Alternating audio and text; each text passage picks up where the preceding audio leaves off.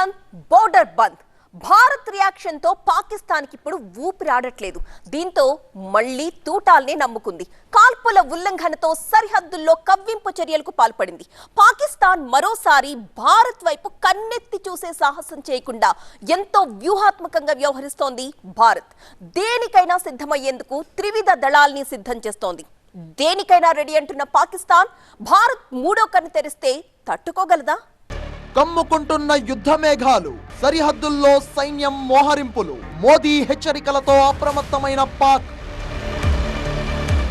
పెహల్గాంలో పర్యాటకులపై ఉగ్రదాడితో భారత్ పాకిస్తాన్ మధ్య ఉద్రిక్తతలు తారాస్థాయికి చేరుతున్నాయి. తనకు జీవనాడి లాంటి సింధు జలాల ఒప్పందం రద్దుతో ఇప్పుడు పాక్ ఉక్రోషంతో ఊగిపోతోంది.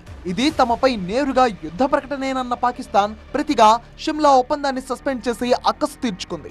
భారత్ కు తన గగనతలాన్ని మూసివేయడమే వాణిజ్య సంబంధాలను పూర్తిగా తెంచుకుంటున్నట్టు పాకిస్తాన్ ప్రకటించింది. ఎలాంటి పరిస్థితులు ఎదురైనా ఎదుర్కొనేందుకు సిద్ధమంటూ బీరాలు పలుకుతోంది. క్షిపణి పరీక్షలకు రంగం సిద్ధం చేసుకుంటోంది పాక్. సరిహద్దుల వెంబడి సైనిక మోహరింపులను కూడా భారీగా పెంచేస్తోంది. అయితే మరోవైపు దాయాది దేశం ఎప్పటికీ మర్చిపోలేని ప్రతీకారానికి భారత్ సిద్ధమవుతోంది. అమాయకుల ప్రాణాలు తీసిన ఉగ్రవాదులు ఎక్కడ దాక్కున్నా సరే ప్రపంచపు అంచుల దాకా వేటాడి వారిని తీసుకొచ్చి మట్టిలో కలిపిస్తామని హెచ్చరించారు ప్రధాని మోదీ. కలలోనైనా ఊహించలేని స్థాయిలో రివెంజ్ ఉంటుందని చెప్పారు ఆయన. ప్రధాని మోదీ ప్రకటన వచ్చిన కాసేపటికే ఆక్రమణ్ పేరిట ఇండియన్ ఆర్మీ భారీ వైమానిక విన్యాసాలు నిర్వహించింది. అత్యాధునిక రాఫెల్ తో పాటు సుఖోయ్ వంటి యుద్ధ విమానాలు ఇందులో పాల్గొన్నాయి. మరోవైపు పాక్ లో ఉన్న భారతీయులు తక్షణమే తిరిగి రావాలంటూ అడ్వైజరీ జారీ చేసింది భారత ప్రభుత్వం. పెహల్గాం దాడి తర్వాత ప్రపంచ దేశాల మద్దతు కూడగడుతున్న భారత్ అఖిలపక్ష భేటీతో అన్ని పార్టీలతో తన అభిప్రాయాన్ని పంచుకుంది. ఉగ్రమూకల వెన్ను విరిచేయాల్సిందే అని ప్రధాన పార్టీలన్నీ ముక్తకంఠంతో అభిప్రాయపడ్డాయి. కేంద్రం ఎలాంటి చర్యలు తీసుకున్నా అండగా నిలుస్తామని అఖిలపక్ష భేటీలో ప్రకటించాయి. దీంతో పాకిస్తాన్ భర్తం పట్టేందుకు కేంద్రం సిద్ధమైంది.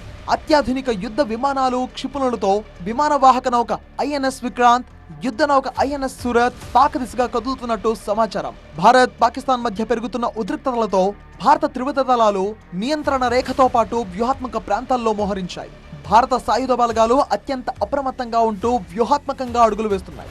దక్షిణ కశ్మీర్ ఎల్ఓసి చుట్టూ Victor force, Rashtriya rifles, para special forces వంటి ప్రత్యేక దళాలు అప్రమత్తంగా ఉన్నాయి.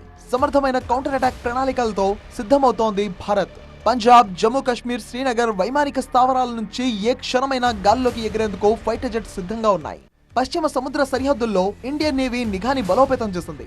అరేబియా సముద్రంలో క్షిపణి విధ్వంసక నౌకలు, యుద్ధ నౌకలు, ఐఎన్ఎస్ విక్రాంత్ వంటి విమానవాహక నౌకలను కూడా మోహరించారు. చీఫ్ ఆఫ్ డిఫెన్స్ స్టాఫ్ నాయకత్వంలో త్రివిధ దళాలు సమగ్ర వ్యూహంతో కలిసి పనిచేస్తున్నాయి. నావికాదళం, రా, కోస్ట్ గార్డ్ సముద్ర నిఘా సమాచారాన్ని పంచుకుంటున్నాయి. పాకిస్తాన్ నుంచి రెచ్చగొట్టే చర్య ఒక్కటి జరిగినా భారత్ ప్రతిస్పందన గతం కంటే వేగంగా చాలా ప్రభావవంతంగా ఉంటుందని రక్షణ నిపుణులు అభిప్రాయపడుతున్నారు. 2021 ఫిబ్రవరి 25వ తేదీన భారత్ పాకిస్తాన్ మధ్య కాల్పుల విరమణ ఒప్పందాన్ని పునరుద్ధరించినప్పటి నుంచి నియంత్రణ రేఖ దగ్గర తుపాకుల మోత చాలా వరకు తగ్గింది.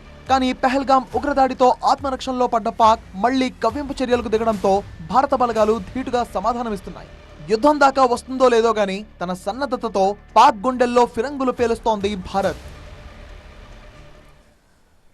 పాపాల దేశాన్ని ఇప్పుడు అయ్యో పాపం అనే పరిస్థితి కూడా లేదు. మరి ఎందాక తెచ్చుకుంటుందో పాకిస్తాన్ మనం చూడాల్సిందే.